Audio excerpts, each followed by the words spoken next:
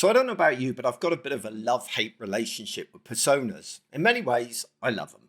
I love the fact that they focus you on the user's needs, that they're a quick reference guide that you can go to any time, and they're a really good way of aligning all of your stakeholders together.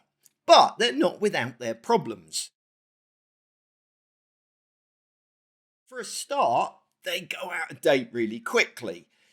After maybe a couple of years or sometimes even less, then really they're not as up to date as they should be. And so they become more and more unrealistic over time. And then, of course, every time you want to update them, it requires a lot of work, a lot of research to understand what users' needs are, where their current thinking is, what's going on with them. And often as well, a lot of the personas that I work with are focusing really on the wrong thing. They've been produced really based on a model that is no longer particularly adequate for the world we live in anymore. They're very much about demographics and that they like to read The Guardian and drive a BMW. But in truth, those are not the things that really matter the most to us. We're more interested in what tasks people are trying to complete, what questions they have, what objections stop them buying, and that kind of stuff.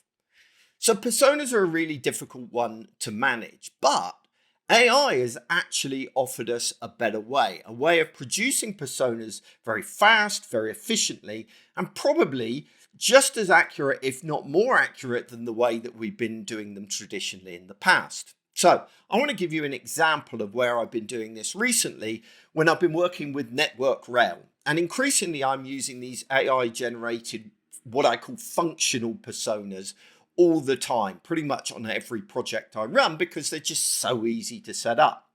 And so when I was working with Network Rail, which is the organization that manages the rail network here in the UK, I wanted to create a set of personas, but there wasn't really time and there wasn't really budget. So I turned to AI to help me do that, and it did an incredible job. And so I want to talk you through the process that I used so that potentially you can do it yourself. So where do you start? Well, the first thing you do is in ChatGPT, you go in and you create a new project. Now, if you haven't used projects before in ChatGPT, they're amazingly useful. They're like this little self-contained area which focuses exclusively on the subject matter that you're putting into them. So you can have multiple conversations all within the same project, all referencing the same project files, as you'll see in a minute, and all focused on the same topic. So we create a new project. In this case, it was one called Network Rail. Then what we did is we put in a load of instructions. So you can click on an instruction option and you can put in whatever your instructions are. Now, I am not an expert at writing prompts by any means, and this looks like a really fancy prompt here, but there's a little trick that will help you with it. If you go to this very long convoluted URL, you can get to ChatGPT or OpenAI's own optimizer, prompt optimizer, and you can put in your best guess and it will optimize your prompt to give you the best results, right? So I put in, act as a user researcher. Your role is to create realistic personas created on the project files you are given, combined with online research I will ask you to carry out. You'll be asked to recommend segments and then draft personas for each segment. Think deeply each step and justify all the choices you made. And it turned that into an optimized fancy prompt that I just copied and pasted across into the instructions. Now, once I'd done that, then alongside that, you can upload files. Now, I would encourage you to upload absolutely anything that you've got that might be vaguely relevant.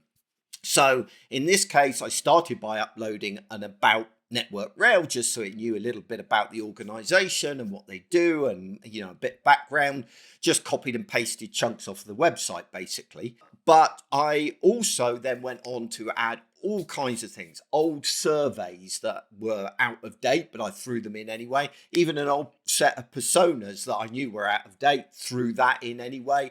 I threw in data that I had from Google Analytics and stuff like that.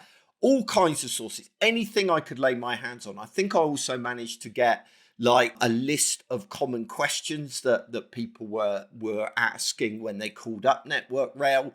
that kind of stuff. Whatever I could lay my hands on easily, all got thrown in here. Then once I'd done that, the first thing I had asked it to do is go away and do deep research online. So don't worry too much if the files that you upload are less than perfect or you can't find as much data as you want to, because it's going to go away and do its own user research. So I asked it, in your role as a user researcher, I want you to carry out deep research online, seeking out mentions of Network Rail from the last year in the UK. In particular, I want you to focus on the type of people talking about Network Rail, the questions they're asking, the sentiments of any comments being made, any pain points mentioned, and tasks they're looking to complete. Now, your list of things might be slightly different depending on how you're using your persona and what kind of information you want to capture. But essentially, that's what I got it to go away and do. And then I hit that little plus icon and selected deep research to make sure it did deep research. Now, it then went away and created this massive report on all of the things that it's found.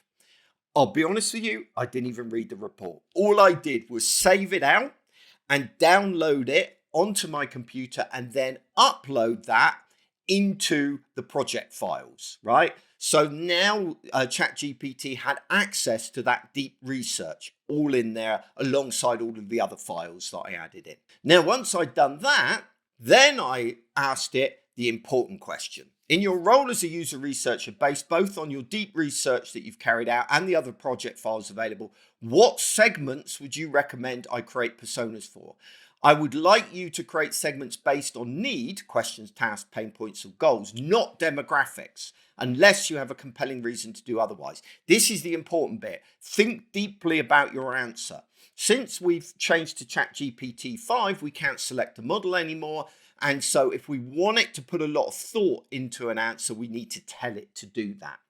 So we put that in, it goes away and it makes a load of recommendations about different segments. And there's a bit of a back and forth. I might challenge it over some of its suggestions or whatever. But once I'm happy with the segments, then we move to the point of actually creating the personas. So in your role as a user researcher, I would like you to create personas for the X segment, in this case, the commuter segment that you previously recommended. I would like you to match the persona template below. And then I give it an outline of what I want the persona to look like, right? So depending on my needs, that will vary, but it normally starts off with this basic information that you can see on the screen, but it will then go on and say, you know, list tasks that the user wants to do, questions they have, objections that stop them buying, even things like ways Network Rail might be letting them down, or anything that I want or I will find useful, I then ask it to produce.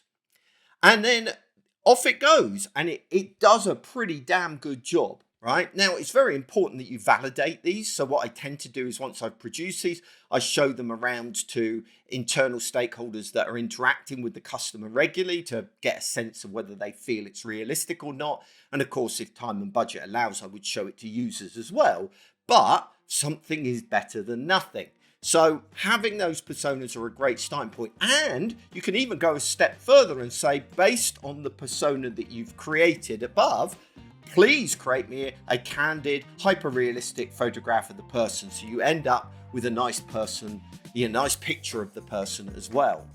So it's a really great way of putting personas together regularly that are up to date based on the latest online research in really a matter of a couple of hours to put all of your personas together with images and everything else, which is incredibly quick, incredibly easy, and the kind of thing you can do for every project that you undertake, right? So you might be targeting slightly different audiences on individual projects, then create different personas because now it's so much easier than it was before.